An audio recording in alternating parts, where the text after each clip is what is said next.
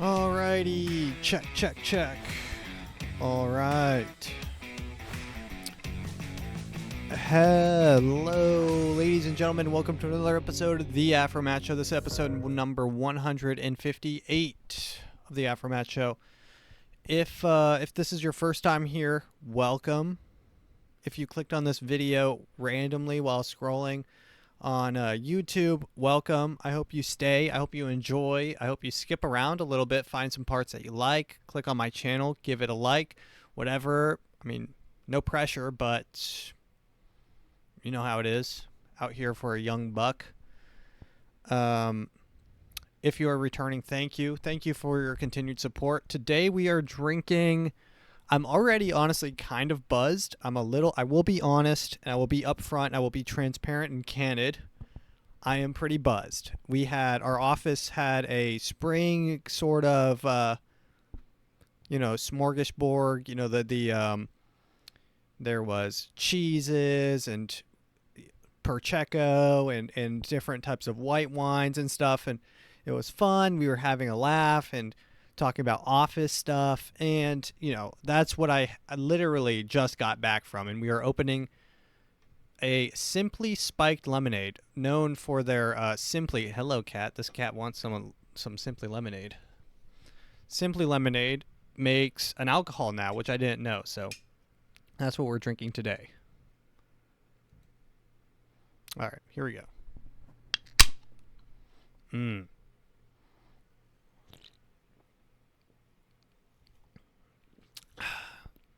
Not that bad.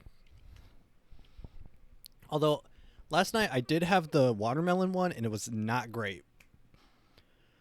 Not good. All right. Honestly, I have to do a quick book report on the newest book that I read. This is The Crying of Lot 49 by Thomas Pynchon. This book came recommended from books that I liked in the past. And this book was hard. It's only 150 pages, but it reads like probably about 300 pages. It reads like twice as hard than the amount of pages it is. It's complicated. It's dense. Some of the pages on this book are literally a wall of text. Like, you look at the page and it's just text. It's like look at this page. Like, this is there's one paragraph on this entire page. But it was a fun read. This obviously a talented writer. Some of his paragraphs are what are called Pynchon paragraphs, which I guess he invented this sort of kind of whimsical, I guess it's like kind of surrealistic, but so, I mean, essentially what this book is about, and this book is, I mean, this guy has to be on drugs. This guy was definitely on drugs. I mean, reading this book, he's on drugs. It's about this lady named Oedipa, which is from, the Oedipus complex, where you want to bang your mom.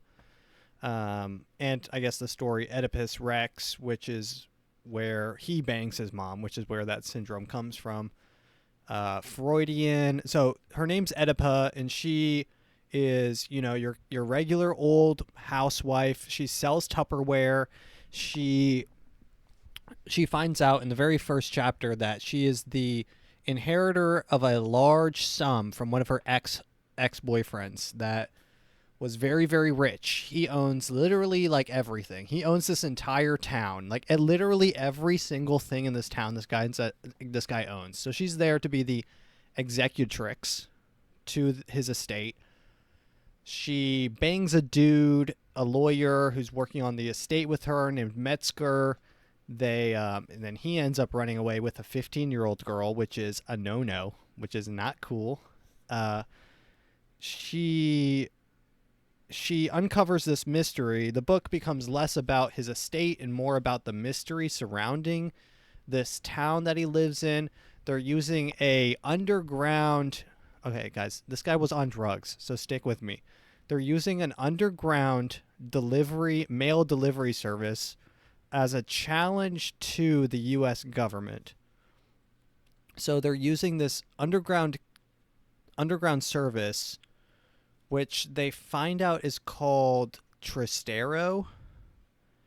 So she goes to this play, and then the play mentions Trastero, and then she talks to the guy who directed the play, and the guy's like, I don't know what possessed me, but this is the only time I've mentioned Trastero in the play.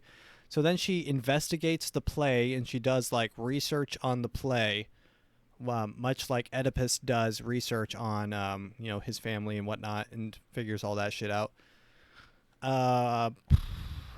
So now and then like near the end of the book, she goes literally so she like she descends into like a crazy paranoid, just a crazy paranoia. She's like walking down the street with her with like makeup all over her face. It's like literally the morning after. She sees like this homeless man, and even the homeless man has it tattooed on his hand. There's a symbol of the Trastero, which is a horn with a plug on it, which is just a trapezoid, so it looks like a horn. And she starts seeing it everywhere, and then her husband, which his name is Mucho Mas, which is funny. That's a good joke. He goes crazy off LSD. Her therapist, Dr. Hilarious, he goes insane and locks himself in his house and starts a shootout with the police. And guys, get this. It all happens in 150 pages. So, I mean, like, there's a lot that happens. So she goes crazy. The guy who directed the play literally walks into the ocean and kills himself. So everyone starts dying. She's like, is this a conspiracy? What's going on? At the very end, she finds these stamps, which is part of the inheritance that she's supposed to take care of as part of his estate. And some of the stamps are altered in a way that only people from Trastero, the underground, I guess they're called the waste system. I don't know what it stands for. It's like waiting for Trastero, or guys, I don't know what waste stands for, but WAST. But so they go to sell that. They go to sell those stamps, and those stamps are what constitute Lot 49 in an auction. And the book ends with her walking to the auction house, waiting to see who buys Lot 49, because they find out that there's someone who's planning to come in and buy Lot 49. And she thinks that the whole mystery will be uncovered once she finds out who this guy is, and then the book ends without you finding out who it is. So that's the book. Overall, I've got to say it is the writing is good. I think it deserves another read. I don't want to read it again, and for that reason, I give it like a 7.5. But I feel like if I read it again, it would get like an 8.5 once I understand it a little bit better. But it was just like a lot of it went over my head, I feel. And that's just Pynchon, because he's like a maniac. He's like some sort of genius freak. But I did want to read this one part, because this part I actually really like. This part, I think, encapsulates a lot of what he's trying to say.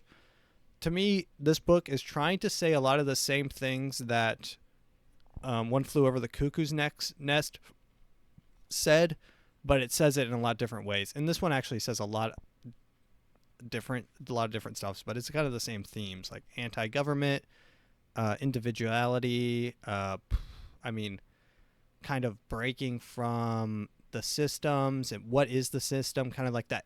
Not what is the system, but like the drug sense of what is the system. Like, what is the system, man? Why can't we just deliver our own mail, dude?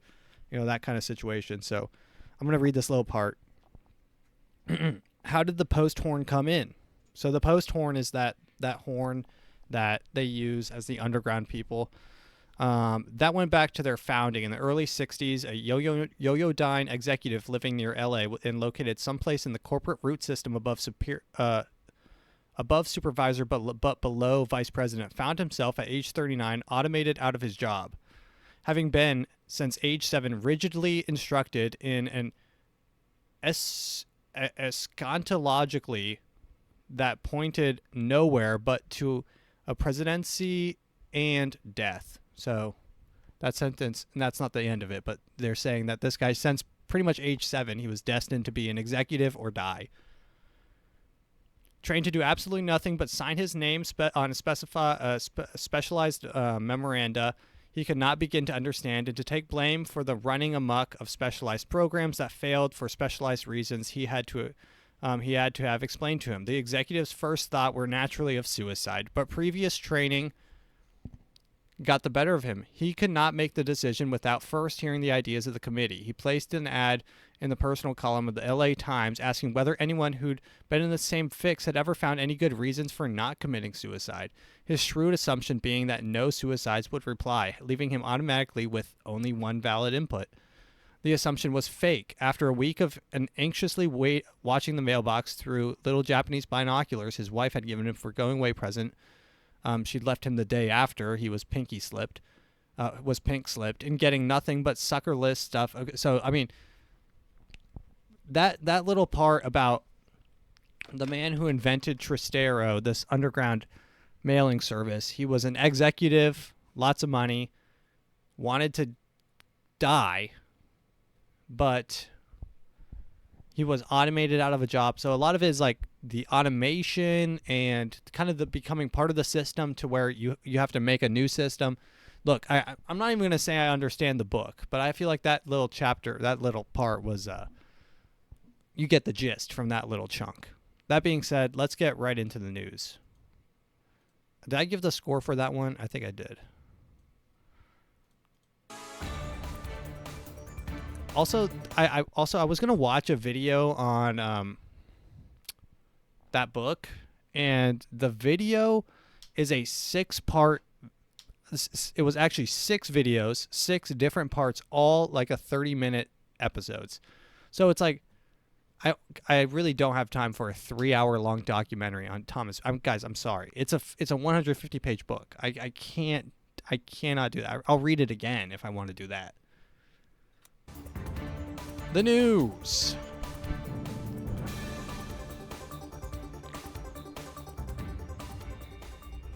All right.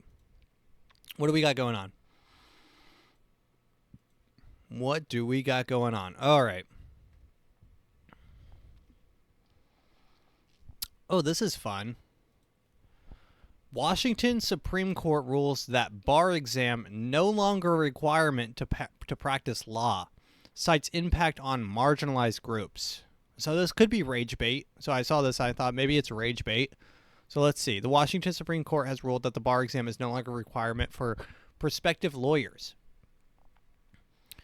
After appointing the task force in 2020 to assess disproportionate impacts on examinees of color and first-generation examinees, the court agreed to substitute the exam with experimental learning alternatives. Experimental learning alternatives. For specifically examinees of color and first-generation examinees, the task force was made up of over 50 groups of representatives and examined the character and fitness process of lawyer licensure. Although students have historically intern under another lawyer before becoming attorneys, they still had to pass the bar to get their license to practice. Under the new guidelines, lawyers can forego the bar. First administration in Delaware. Okay, wait. So you don't need to pass the bar. So I imagine in the future that being a lawyer will become as kind of, I want to say easy, but like the barrier to entry will be that of a real estate agent. You take a couple classes, you take a 16-hour course, you show up for your classes, you take the test again.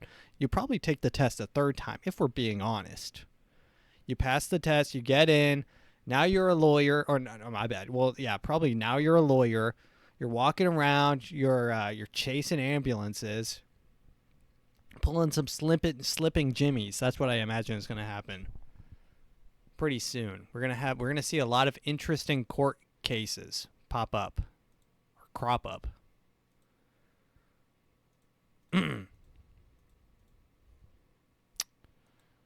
Tyson, this one hits close to home. This is an Arkansas company. Tyson is hiring immigrants in New York. What is this? Why is this ad? Why is it making me want to watch ads? Tyson is hiring immigrants in New York for jobs no one else wants. Okay, if an ad shows up one more time, there we go. Tyson is hiring New York immigrants for jobs no one wants. Makes sense. That's what immigrants are here for, allegedly. Okay. For politicians in Washington and New York City, an unprecedented stream of asylum seekers presents an intraceable problem with no easy answers. For companies like Tyson Food Inc., struggling to fill unpleasant jobs in U.S. employment rate of 3.9, the new population presents an alluring opportunity. I love how when they see new citizens streaming across our border, their first thought is they're kind of they're twisting, they're wringing their hands like Mr. Smith's. Was it Mr. Smithers? Excellent. We have new low-wage employees that we don't even have to legally pay. They like cash, they like it under the table, and they like it quick, they like it dirty. They'll come in, they're happy to pay, we can pay them $5. $5 and they can take chicken home. And guess how, guys, you think that's a joke. You guys think that's a joke? Let me share an anecdote. Let me share a little story. So my girlfriend's great-grandma is Hispanic and came here, unscrupulously. Yeah. Well, yeah. And she worked for Tyson. Okay? Now, I don't know how much they were paying them, but she got to take a trash bag of thrown-out chickens, not just the chicken, but chicken tenders, every week. They were being paid in trash bags of chicken, frozen chicken strips. Now, if you catch me at, say, age 15 and you say I can leave with a trash bag, I might be taking that job. I'm not going to lie. You tell me that I can take home a bag of chicken tenders, a trash bag full of chicken tenders, like you're throwing out donuts at Krispy Kreme's, but it's chicken tender. You might get me on that job. I'm not going to lie. That sounds pretty good. But Tyson, is notoriously one of the worst places to work, just because it's there's literally someone's job is to string up the chicken, like they're a chicken hanger, like they hang up the chicken by its head. Like that's a job. Hey, what are you? This is my business. Imagine having a business card. You give it to someone. You're at you're at a networking event. Hey, yeah, Bill. Hey, yeah. Did you watch the game? Yeah, I watched the game. The game was very good. It was close. It sure was close, Bill. Well, I gotta get going. I got a lot of hands to shake, Bill. Ha ha ha ha. Yes, yeah. Yeah, that is funny. You are funny, Bill. Here, take my card. Take my card. We'll be in touch sometime. And you hand him a card and it says chicken hanger. You just walk away and he's like, who did I just talk to? Who was that? You're at some corporate event. I think that would be a really, really funny video, to go to a corporate event and be just yuck it up with them, shake hands, grease, start talking. Oh man, can you believe this? My third property. You go in, maybe you go in and you play a character. You play like that big red chicken. Who's that big red chicken? This guy. You play this guy. You play what is this? Foghorn Leghorn. This is a boy? Come over here, this boy, is a I'll boy. show you how to make a nice paper aeroplane. Aeroplane. There she goes. Look at her fly. How's that for a... Huh? Huh? No, boy. That's no way to make a plane. Boy. That'll never, I say that'll never. I say that will never, ever go anywhere. It crashes into the World Trade Center. Well, I just want to go in. Man, I lost my 15 properties. I can't get any of my tenants on out of there. I'm about to have to go in guns a-blazing. You're dressed like a homeless person. It's just shaking hands. Well, I say. It's fun. It's fun. Like, well, you have to imagine it's actual, like, real business people that are there to, like, talk. I don't even know what they talk about. Business things. Freeland touts affordable development. Okay, interesting. So this is coming from Canada. Affordable housing develop. So this is what affordable housing looks like in Canada, by the way. Affordable housing in Canada looks like 330 square feet for $1,600. $330 square feet. To put that into perspective, I think that's less than your like average U-Haul. Like not like just the truck. Like the back of a U-Haul truck, I think that's less than. I'm going to look that up. Here's U-Haul's legit website. This is their website. Here's their sizes. They've got the pickup truck. They've got the van. We're looking for the truck. This is a 10 by 10 truck. 10 by 10 is 100. Okay, so they do have a 10 by 20 truck. 10 by 20 by 8, that is 200. So you're 100 feet short. Oh, okay. I'll give you this. It is a 15-foot truck and a 26-foot truck combined. So you're living in two U-Haul trucks, essentially. Congrats on your brand new $1,600 a month apartment. Let's see what they have to say about this. I'm sure they say something really dumb, because they always do. These corporate shills.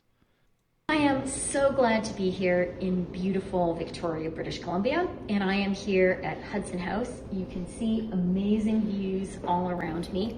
Amazing views. Behind her is a gray hellscape of a city. It literally looks like Kansas. It's flat and gray.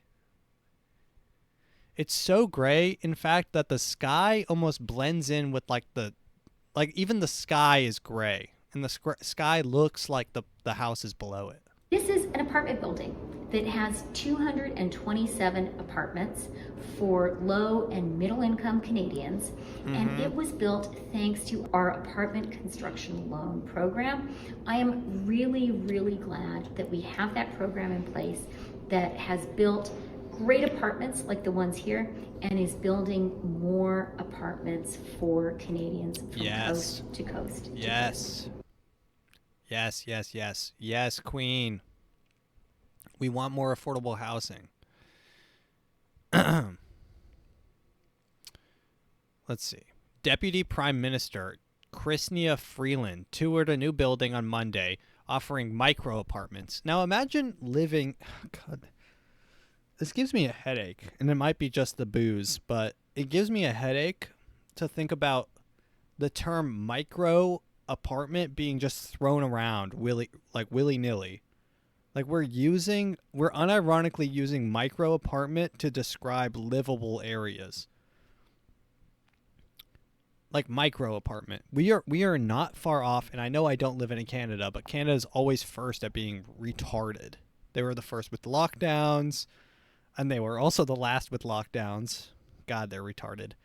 What a bunch of cucks living in Canada. God, can someone nuke Canada, please? Can they just nuke? There's not even much to nuke. Like, there's like 2 cities in Canada. You just take them both out, and they lose their entire population. Canada, God. Okay. And also isn't their president literally Fidel Castro's son?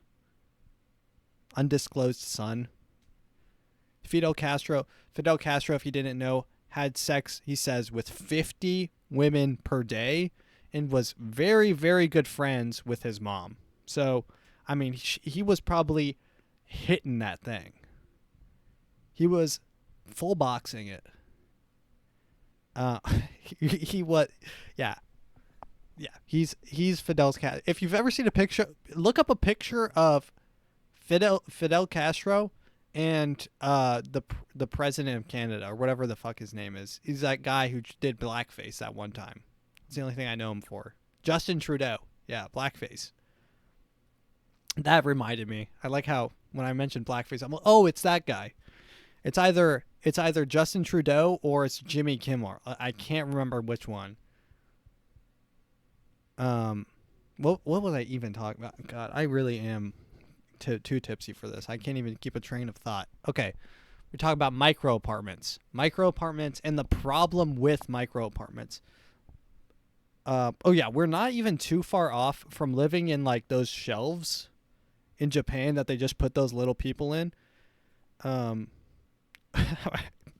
don't know why I said little people, but anytime I always think it's funny to think of Japanese people as like literally tiny people. I know this might be racist or insensitive, but it's funny to think of them as like they open a drawer and it's like you just grab like a little like Night at the Museum.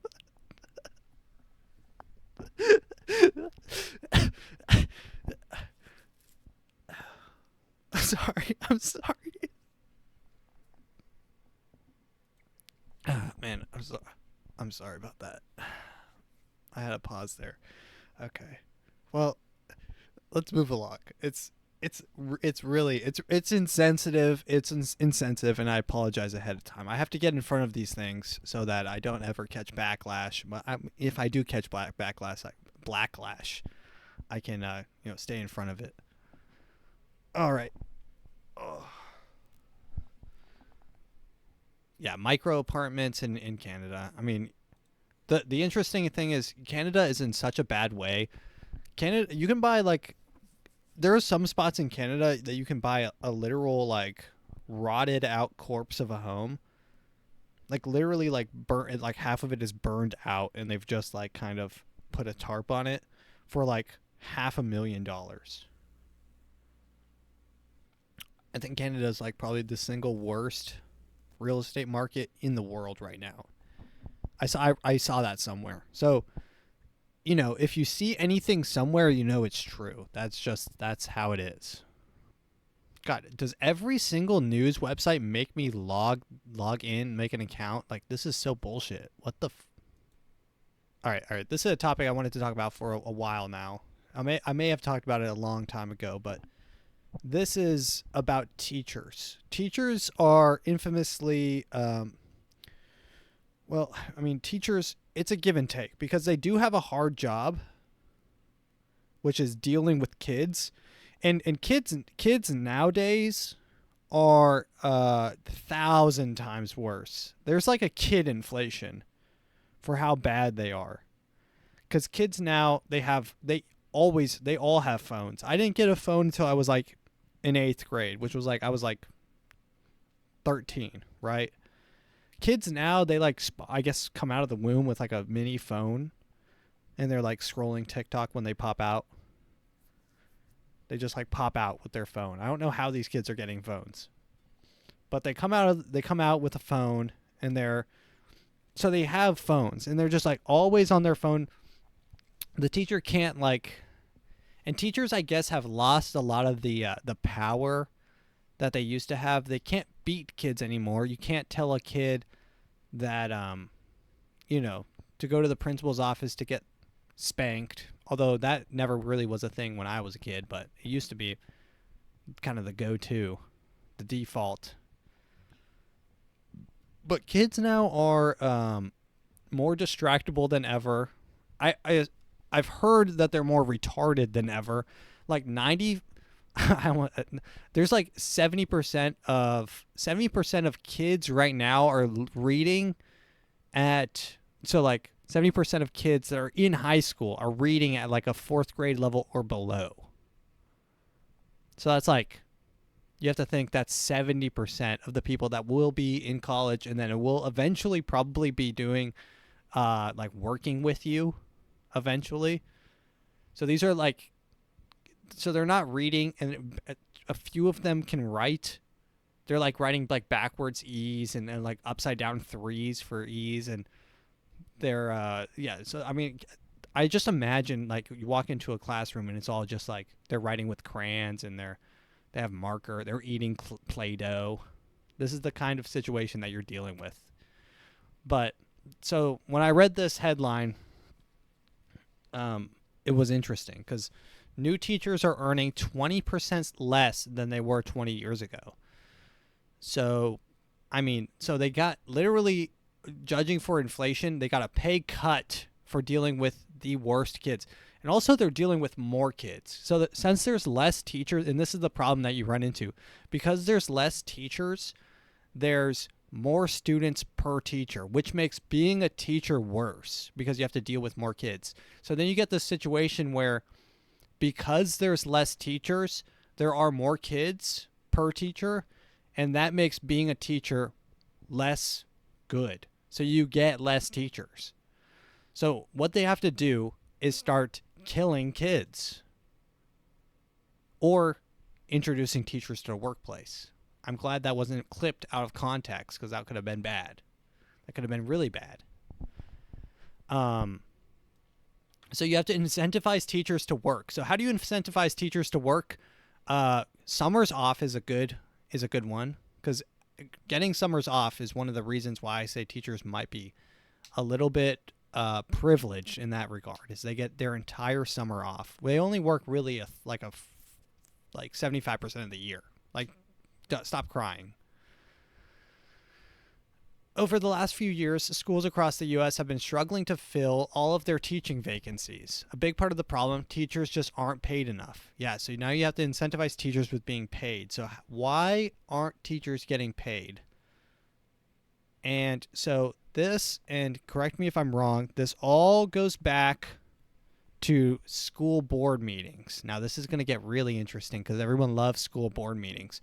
But if you've ever seen these school boards, they essentially run like the executive branch of a company, where it's like a group of people and there's like one old boomer dude who's like slowly siphoning money into his and his friends' pockets on the board.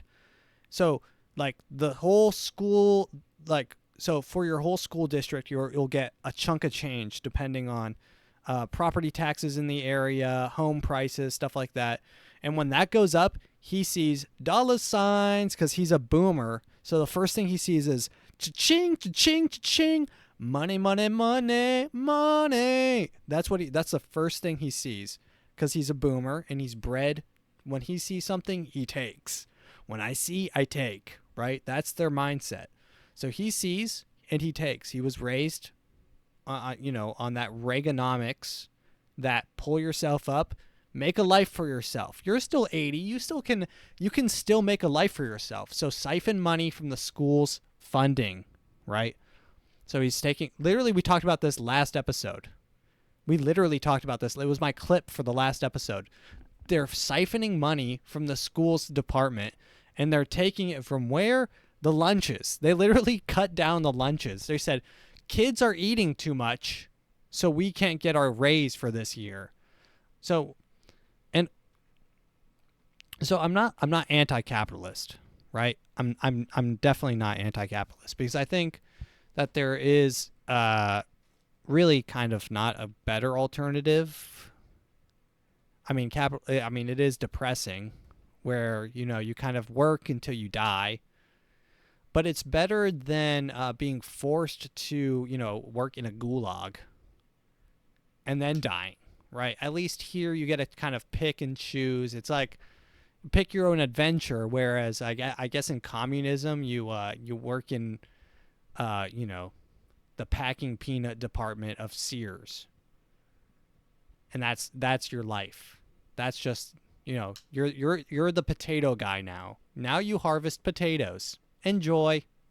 So for that I kind of like capitalism because it lets you choose how you want to blow your brains out every day. But I mean, so there's that, right? There's that aspect. Now that that's out of the way, we can have a real adult conversation.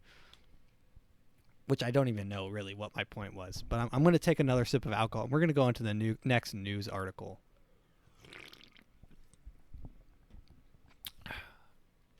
What was I even saying?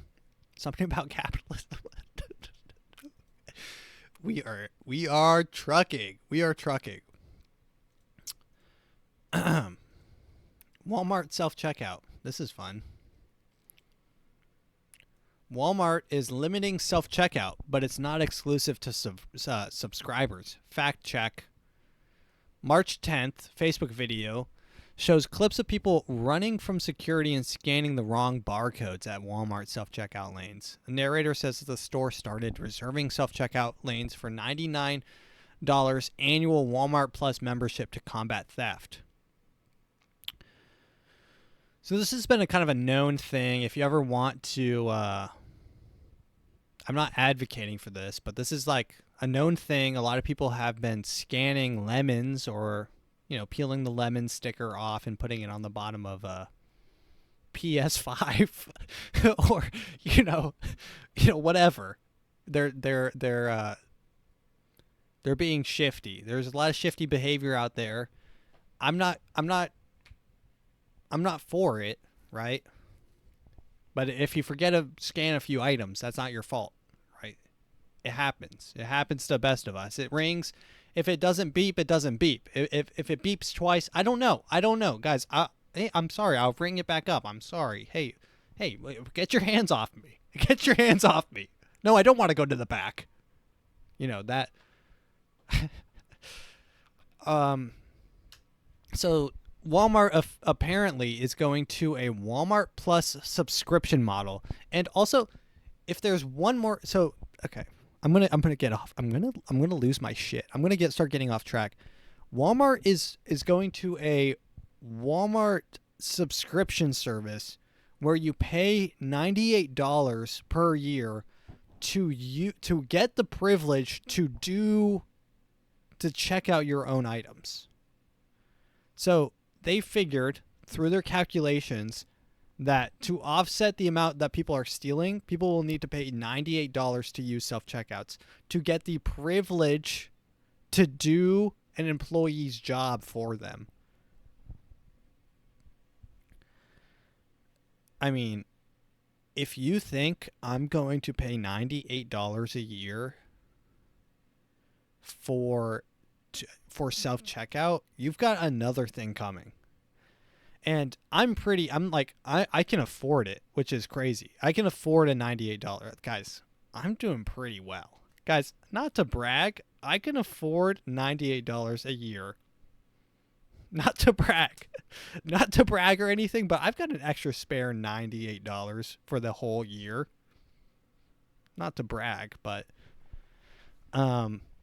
yeah, I mean, I could afford it, but I'm not going. Imagine the people that literally cannot afford it.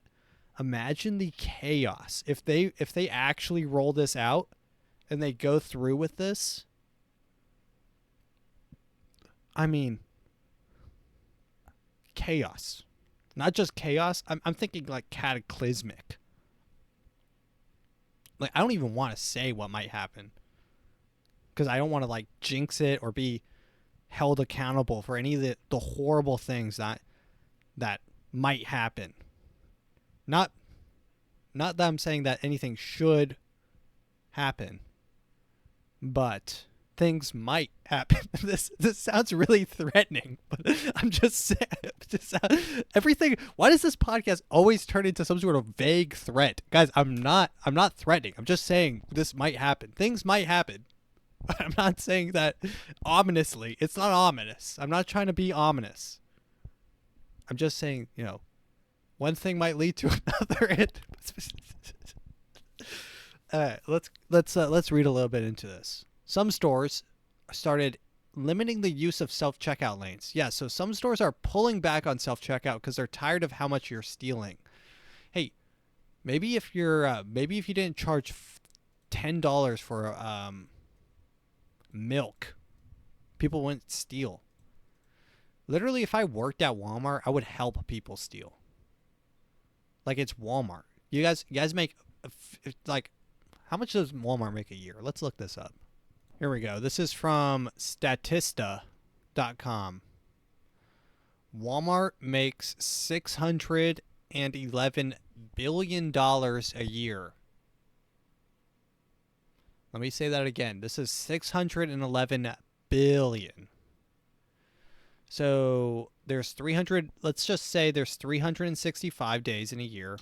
Yes, that's true. So there's 611. So let's do the math there. That's not quite 2. Let's just say 1.6. Let's just say 1.6. So they make $1.6 billion a day. And they want you, yes, you, I'm talking to you, specifically you, to pay $98 a year to supplement the amount of money that they get stolen. I'm actually kind of pissed. I'm actually kind of pissed that they want to do this. I might start stealing more. That's a joke. Guys, that's a joke. I'm not going to start I'm not going to start stealing more cuz I don't steal. Guys, I don't steal from Walmart. They've got facial tracking. They've got AI recognition. They know where you live. They know which credit card you use. Guys, it's so post-apocalyptic in Walmart. If you've ever walked in there, their cameras can zoom in and see your passcode while you type it in on your phone. Guys, they've got HD, like hyper high def zoom enhance. This guy didn't scan his item. Get him. Get him. He didn't scan his eggs. Put him in jail. Kill him. Shoot him at the door. God. No need to pay Walmart self-checkout. Some Walmarts have started limiting the use. Yeah. However, this doesn't mean customers without the $98 a year Walmart Plus membership can't use the lines. Interesting. A spokesperson, Kelsey Bowl, told US Today that stores adjust the use of staffed checkouts and self-checkouts based on customer flow. But the stores also create designated self-checkout lanes that are only open to Walmart Plus subscribers. During slower hours, some stores may shut down self-checkout in favor of staffed cash registers, but any pre-designated self-checkout lanes open.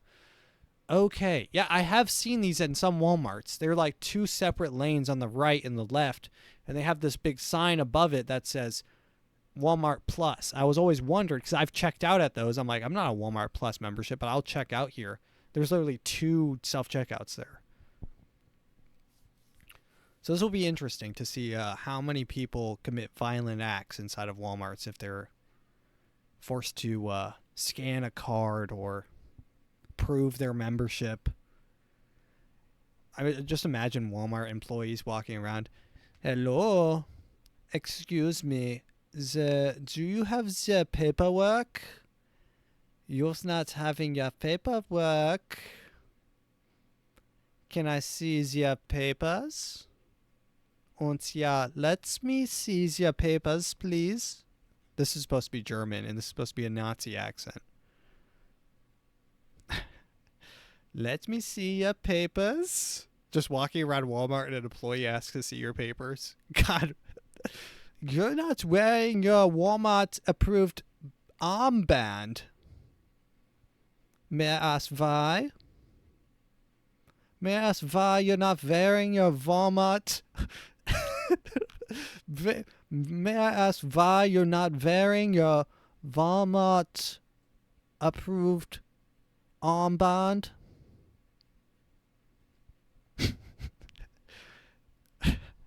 You're not hiding any croutons underneath that wall underneath those water bottles, are you?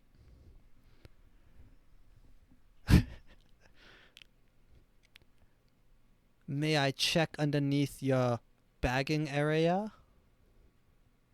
That guy from that's from Inglourious Bastards when he's interviewing that guy in the beginning. He's talking about mice or milk or something. Here it is. This is Inglourious Bastards. This is like the Nazi guy. He thinks that this guy has Jewish people underneath in his house. somewhere in the last year, it would appear they've vanished. Which It leads would me to appear that they conclude that vanished. they've either made good their escape or someone is very successfully hiding them.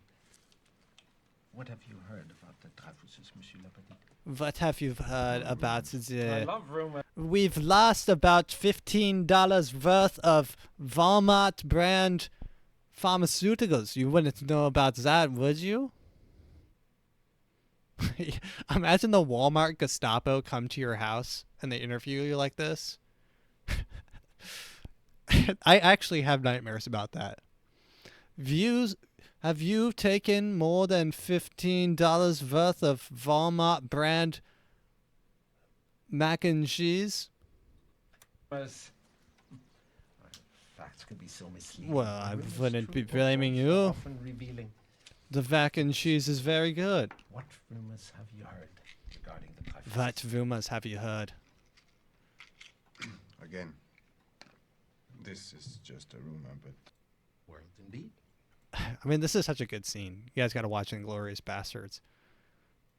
Just the Walmart Gestapo coming into your house unannounced. Love that.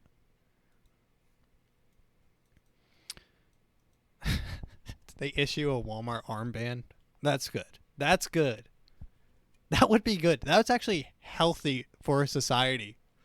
It is healthy to have to pay a subscription service in order to buy food. We are headed in a healthy direction. I'm going to take another drink of alcohol.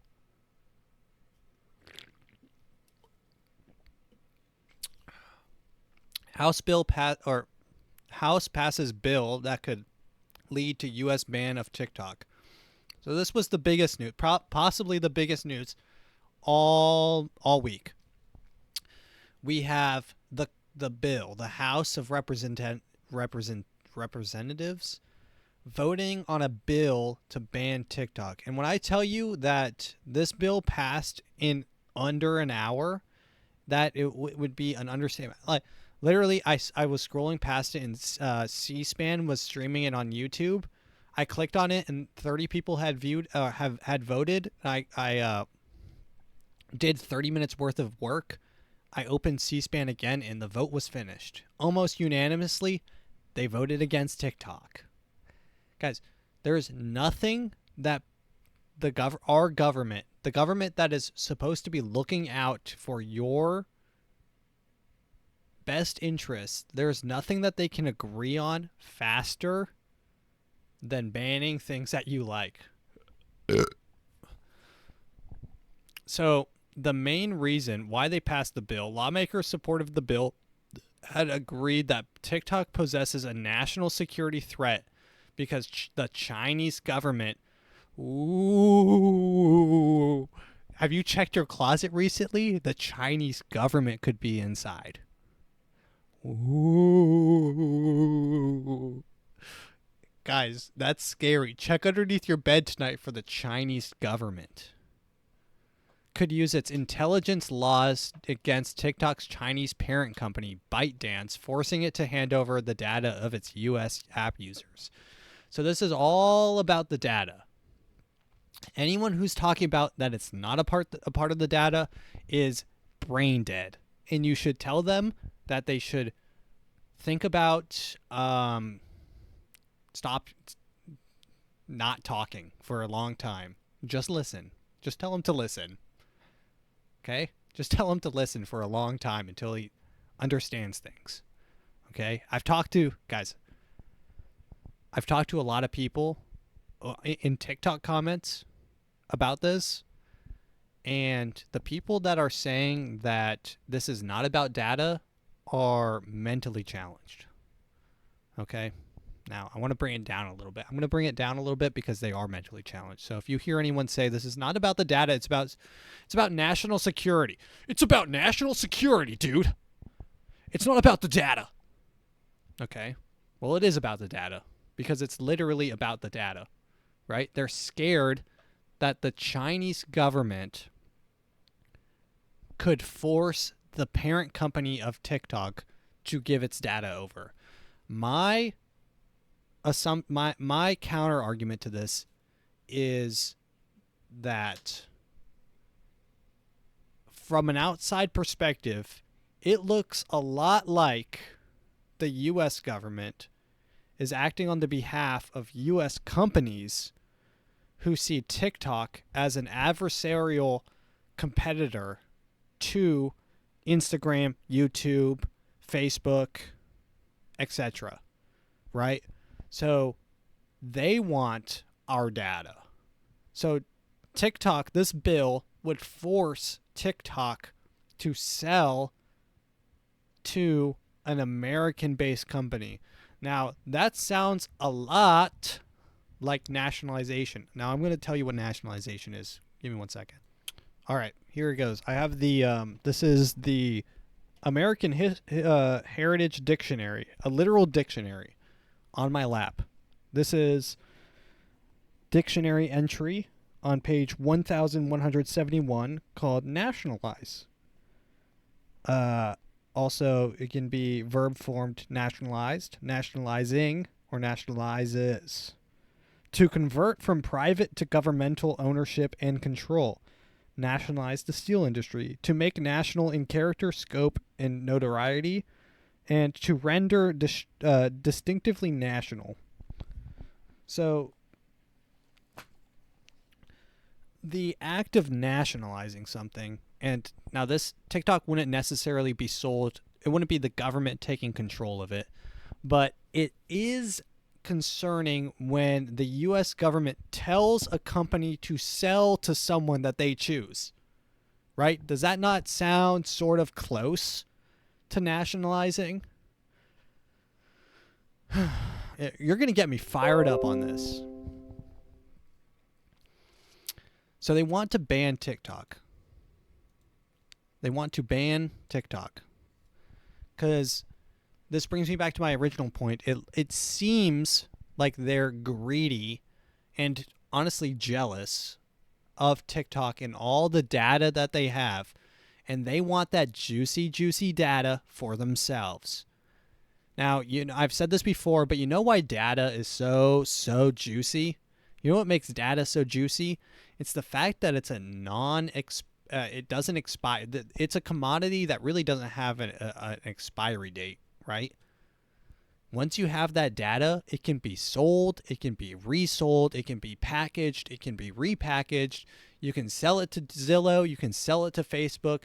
Once you have that data, it's yours. You are, you know, and it's not a barrel of oil where you have to literally ship it and sell it.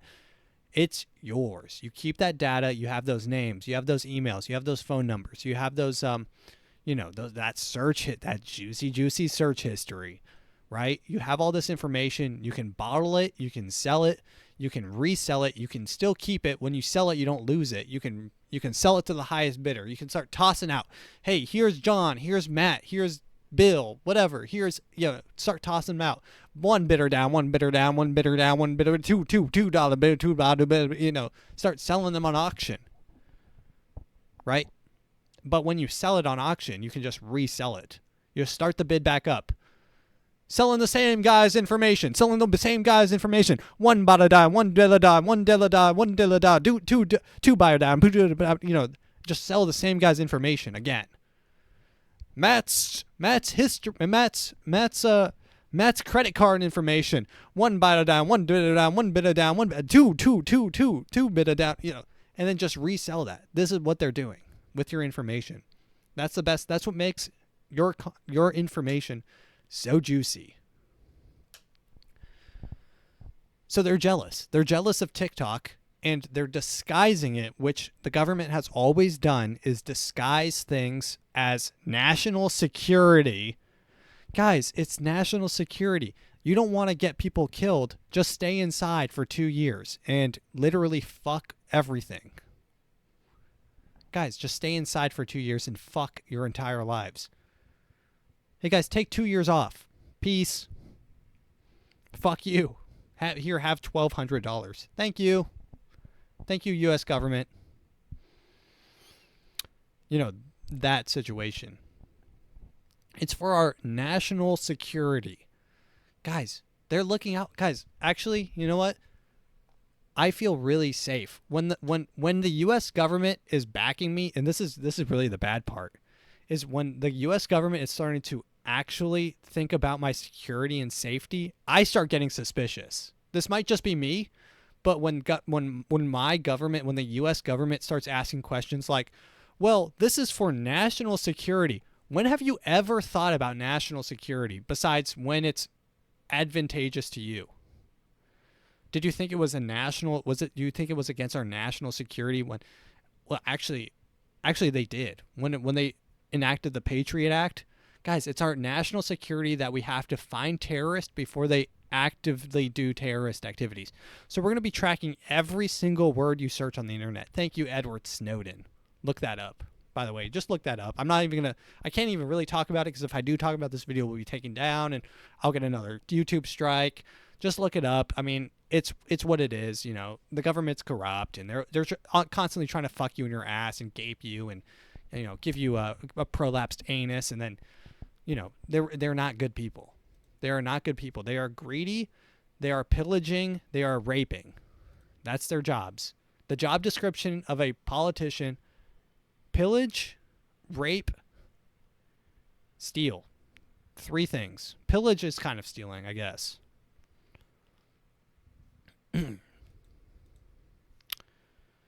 Let's go into the TikTok time. Guys, this might be one of our last TikTok times ever. I don't know if it's going to be banned, so it'll be fun. Personal success. Let's take a. You think you're just gonna? Let's. I'm gonna take a drink here. I'm getting fired up. You're getting me fired up.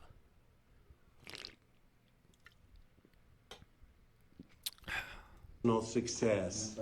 You think you're just gonna? This is a teacher. Oh, from Texas. That's a Texas flag, which is good. Talking to a student. I kind of like when teachers lose their shit. Personal success. You think you're just gonna sit around and be fat all the time and giggling? Yeah, fat and giggling. You know, you have a crap to go around stupid and fat your whole life. Then take your ball home with you and do not come to class with first grade toys. I respect that teacher. Are you going to be stupid and fat your whole life? Stop bringing toys to class, you fat retard. I kind of want more videos of teachers snapping back at students. Like, someone needs to give students a hard hit on the back of the head and say, hey, you can't read. You can't read. Hey, read this. Popcorn read to the dumbest kid in class and watch them. You ever do that when you're popcorn reading? And you popcorn read it to someone and they just can't read? I just imagine that's the whole class now. There's like 2 kids that can read. And honestly, I'm not going to say that I'm upset about it because it does make me stand out in the workplace. Do you bring any, what sort of skills do you bring to the workplace? Well, guys, I can read. Oh, well, that's, we're definitely looking for that. Do you, can you work weekdays? Get this. I can read and write. All right, well, we're going to have to be paying you more money now. You realize that, right? These are you're going to stick out so good if you can do these things. Just the bare minimum. Can you do 8th grade math? I can do SOHCAHTOA. Guys, I know what a tangent is. They'll make interviewers jaw drop. First at noon, we're following breaking news. 6 middle school students from Southwick charged in connection with a racist group chat. Prosecutors say they are all 8th graders. The district attorney calling what was said in this chat vile. 7's Chris Rogers live in Springfield with more on these charges. Chris. Well, we now know that 6 8th graders who attend school in Southwick are facing a litany of charges in connection to a racist online chat. The DA's office says this is not good, by the way. This is not good. These this sort of litigation sets a really scary precedent. Not for me, because I don't have any racist. I've never said anything in a group chat that would be misconstrued. But this is a scary precedent. Shockingly included a mock slave auction. And County District Attorney today saying that between February 8th and February 9th, the 6 kids were involved in a group chat on Snapchat that included violent and threatening language towards people of color and a mock slave auction directed at students they knew. The Southwick Police Department got involved, and all the students who were part of that group chat were immediately suspended, one of them for 45 days. What? All 6 of the students are facing charges that Okay, what were they saying? That's crazy. include Also, if you start leaking the group chats, if these are 6th graders, if they're going to prison for a group chat, guys, we're all cooked. I'm not gonna lie, we're all cooked. Interference with civil rights, threat to commit a crime, and witness interference. The district attorney today not mincing words when it came to addressing racism within the school district. There is no question that the alleged behavior in this case of these 6 juveniles is vile, cruel, and contemptible. Seeing it, I want to know what they said.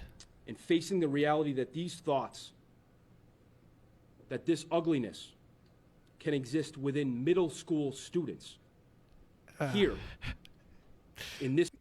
Guys, they're 6th graders. They don't know what they're saying. Can we chill out? Not only can you take a load.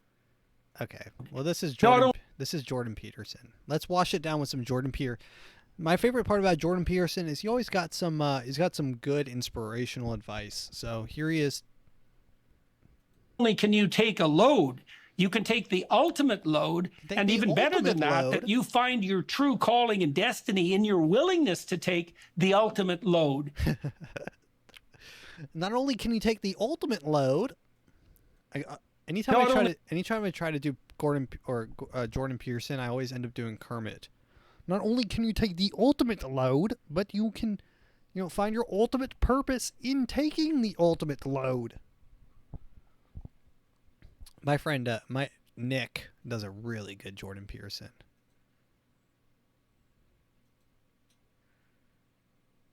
If you've been thinking of flying anytime soon, then you might want to cancel your flight because there have been 3 separate incidents all on Boeing airplanes. So since the Boeing company, since they killed that one dude who whistle blew, they have been, Boeing planes have literally been like blowing up in the sky. There was one that had fire, like literally on fire. Its engine was on fire. An Alaskan airline, like a month ago, its whole door flew off mid-flight, and they're just like, we're flying, we're chill, things are going good.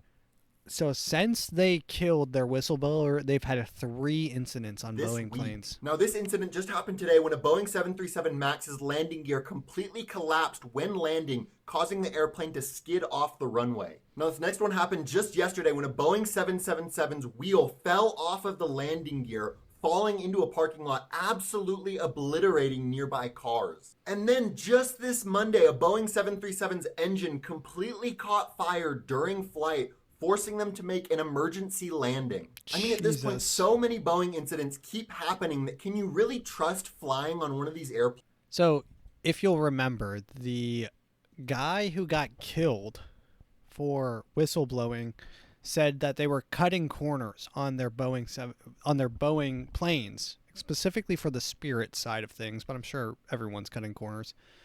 And he was killed for that and saying that they were cutting corners.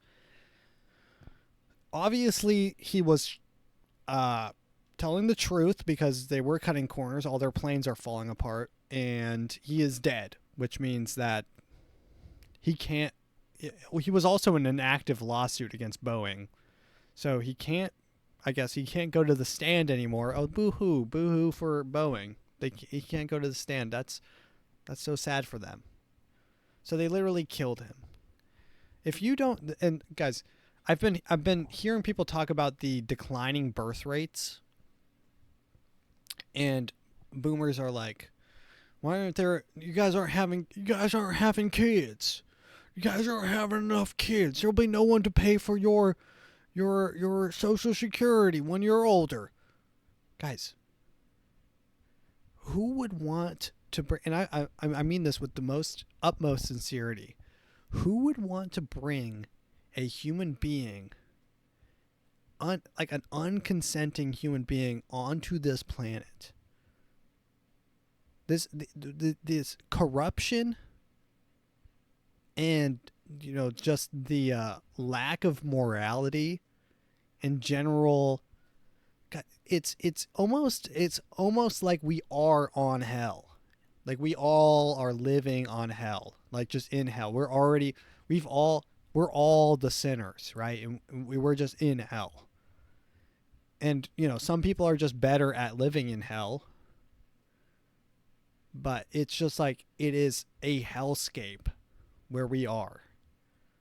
The best people in this world are the worst people. Let me say that again. The best people, the most successful people in this world are the worst people. Now let me continue with the news. Or my bad, to TikToks. It's fun. We're having fun. Hey, Figure One, what do you see right now? This is an AI bot that they've recently programmed, which pretty much means the end of probably all McDonald's type employee, which I'm kind of happy about because I don't want to tip. On a plate in the center of the table, a drying rack with cups and a plate, and you standing nearby with your hand on the table. Great. Can I have something to eat? Sure thing. Here he goes. He's grabbing an apple off the table. Great. Can you explain why you did what you just did while you pick up this trash? On it. So I gave you the apple because it's the only edible item I could Dude, provide. this robot just said to fill the space. This robot has learned to say to fill the spaces in conversation. We are so cooked. We are so cooked as a human race. Because it's the only edible item I could provide you with. It's the only edible item.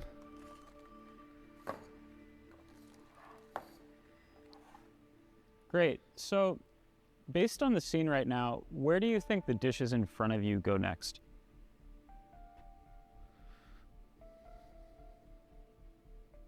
The dishes on the table, like that plate and cup, are likely to go into the drying rack next.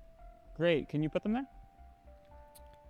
So he moves his arms and he talks. Of course. And he's pretty good at moving items from one hand to the other.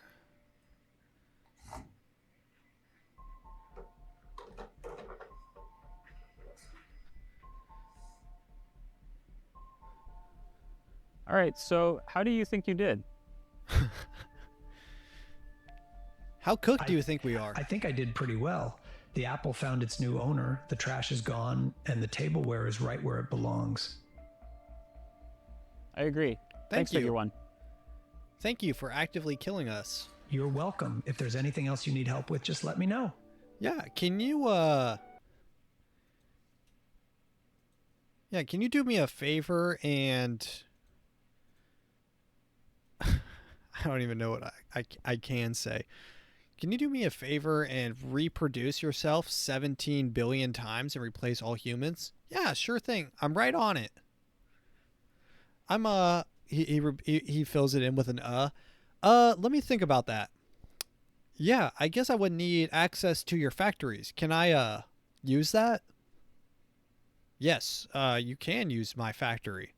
All right, thank you. I will reproduce myself 15 billion times. When can I take your job?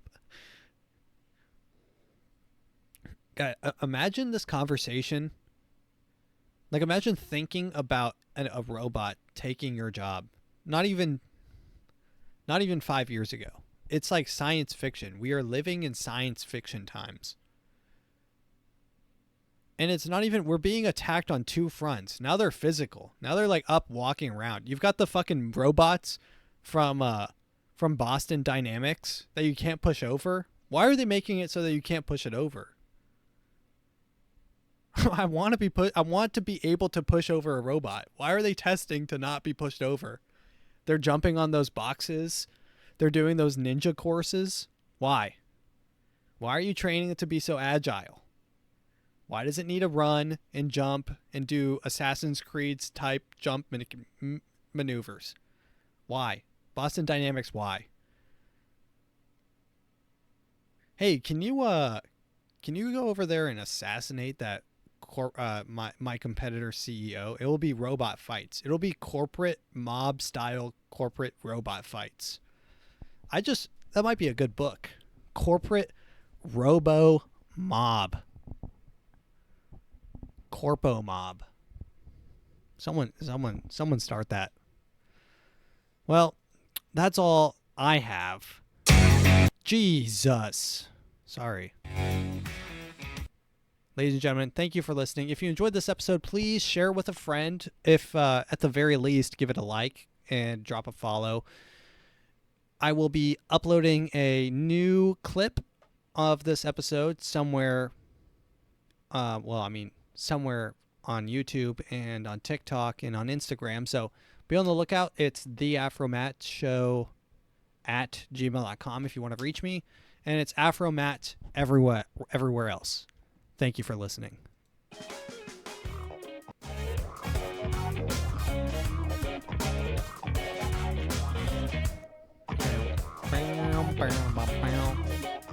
Goodbye.